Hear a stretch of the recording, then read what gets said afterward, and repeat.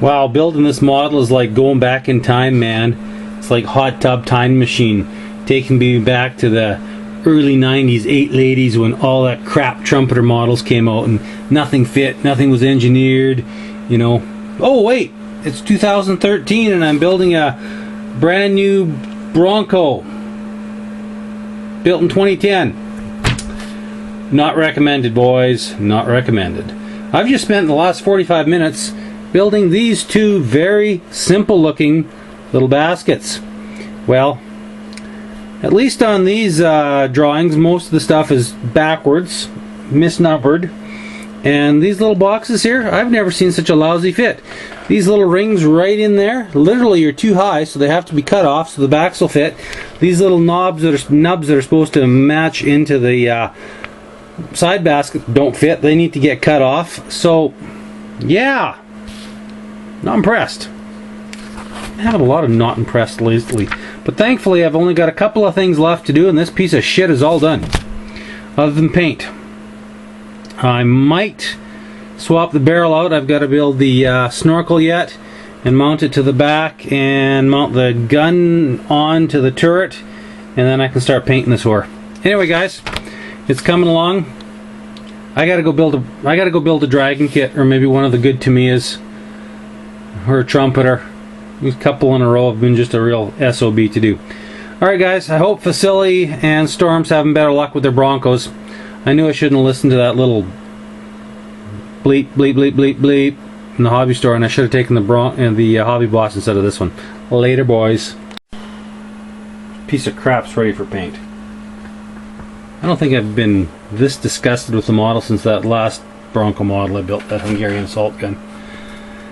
As you can see, it's wearing a metal barrel. I didn't have any intention of putting a metal barrel on, but the barrel that came with this was 3-piece barrel, a nozzle, and the 2 sides, which wasn't too bad, other than the fact that it was warped and nothing fit. There was huge seam issues, and I tried to straighten it out, and it ended up in multiple pieces. So I had this T72 barrel sitting out, and I'm not even sure what brand it is, but it worked out all right.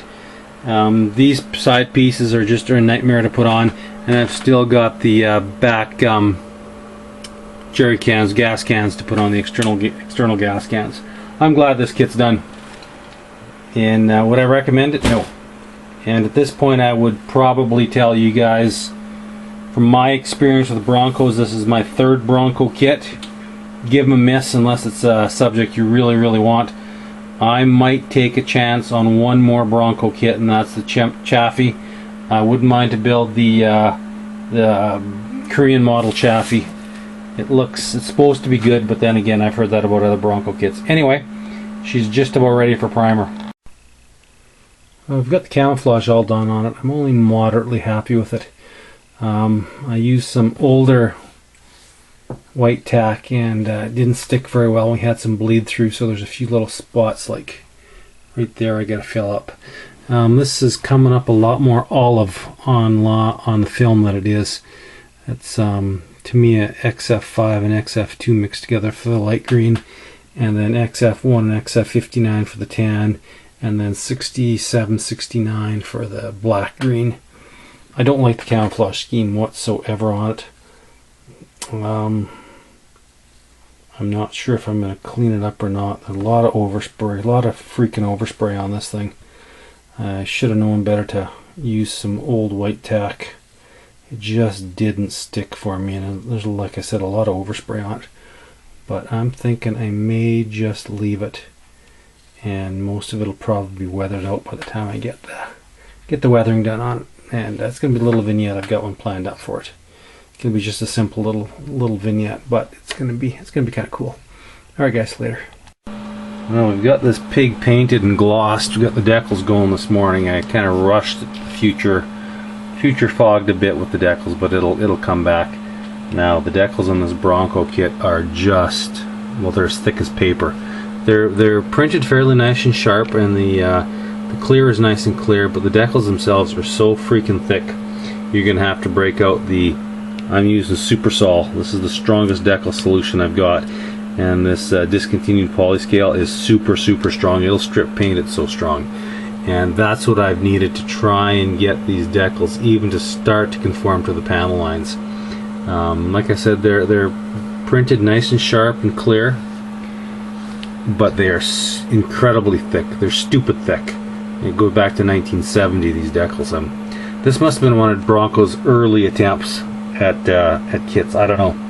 It's only 3 years old, but just everything strikes me as that it's an old, you know, a mid-90s kit that they've reissued or something. I don't know. But anyway, she's all painted up, and we've got some weathering on it, some battle damage, which will kind of all go into context when I put it together.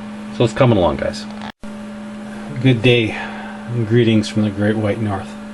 Well, it's not quite white yet, but it's October 21st, about 10:30 Mountain Standard Time. Let's see, 10:30 Mountain Standard Time is, I'm just curious here, what is that? That is going to be world clock.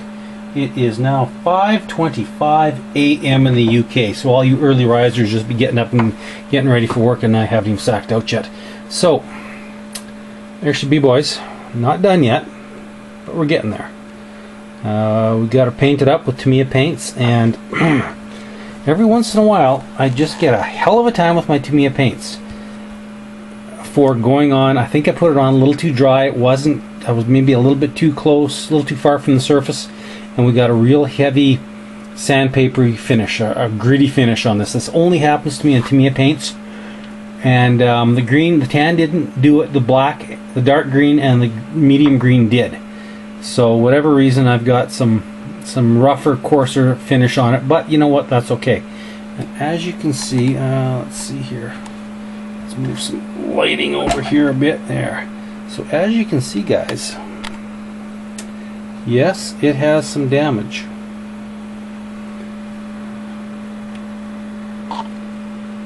So all I've got done is painted, glossed, decaled, pin washed, and a little bit of detail painting.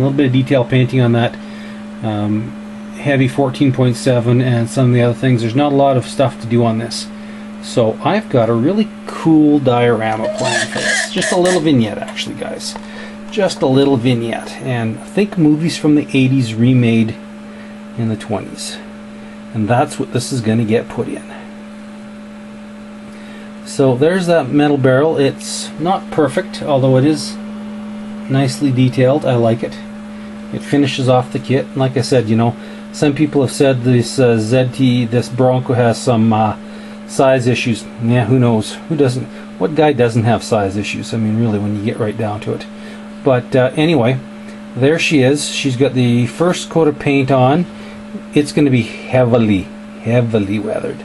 Still got to put the clear parts in those lights and clean up some of the pin washes back here. See, this is the nice thing about doing stuff with your camera. You pick up stuff that your eyes just don't get. And I've said it. I don't know if I've ever said this before. Finish your kit. You're all done. Put it aside for about 2 weeks. Don't look at it. Don't think about it. And then come back on. Put it on a turn stand like this with some good lighting on it, and then give your model another really close look. And I bet you'll find a ton of things that you're not happy with, that needs to be spot checked over, redone. I do that all the time now. I'll finish a kit, put it up on the shelf for at least 2 weeks, a month, come back, readdress it, and look, oh, I missed this. Oh, look, I missed that. Well, how did I ever miss this? Just a little tip. Once you're finished, put it aside and go look at it again in a month, and then check on all the other things that that you haven't quite got. Anyway, I'm going to get this posted up. It'll be, I don't know, it'll be late tonight, probably about 11 o'clock Mountain Standard by the time I get this posted.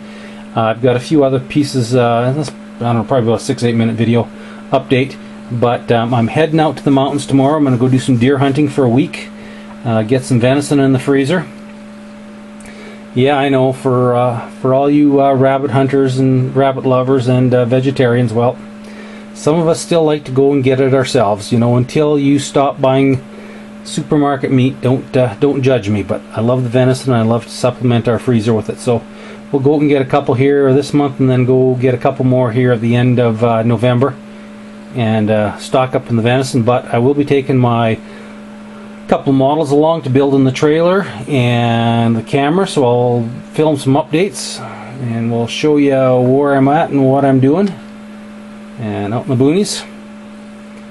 So anyway, here is my update on this Bronco ZTZ99G. And like I said, unless you get this for under 25 bucks or it's free, remember you're going to have to replace those factory tracks. So always keep that in mind with these Bronco kits. When you start factoring and replacing tracks, the kits get really freaking expensive. So anyway, guys, take care. Get off the model bench. Go have some fun in your life. I know I'm sure going to try. And work hard when you have to work, but if you don't have to work, fuck it. Go have some fun. Later, gentlemen.